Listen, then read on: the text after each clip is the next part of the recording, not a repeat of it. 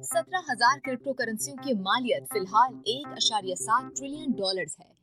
अमरीकी business news channel CNBC और मुताबिक भारतीय मीडिया आउटलेट्स की हालिया रिपोर्ट्स के मुताबिक ये बात सामने आई है कि 28 जनवरी 2022 को 17,000 से जायद मुख्तलिफ क्रिप्टो करेंसियों की कुल मालियत तकरीबन $1.7 ट्रिलियन थी, जो 2021 के आखिर में $2.9 ट्रिलियन से ऊपर की अब तक की बुलंद तरीन सतह से काफी हद तक गिर गई है। फोर्ब्स के मुताबिक अमीर तरीन क्रिप्टो करेंसी मुगलों में से कम 10 को 10 नवंबर 2021 से अब तक मजमूई तौर पर 26.9 अरब डॉलर्स का नुकसान हुआ है, जब बिटकॉइन और मजमूई तौर पर क्रिप्टो मार्केट की कीमत उरूज पर थी। फोर्ब्स के तखमीनों के मुताबिक 10 में से 3 की कीमत नवंबर के अवाइल के मुकाबले में 50% कम है।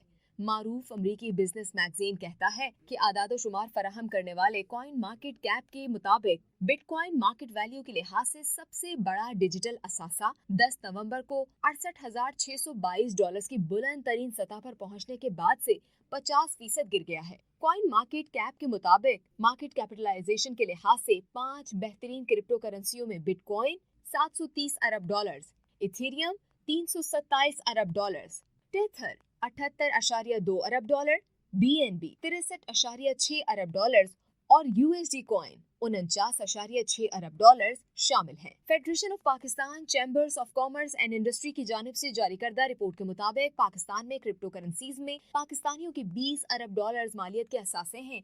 हाल ही में, जैसा कि एक बैनुल अक़वामी खबर रसा एजेंसी रॉयटर्स ने रिपोर्ट किया, जून 2021 में बरतानवी मालियाती निगरान इदारे ने मुतालिबा किया था कि बाइनेंस एक्सचेंज को बरतानिया के अंदर तमाम रेगुलेटेड सरगर्मियां बंद कर देनी चाहिए।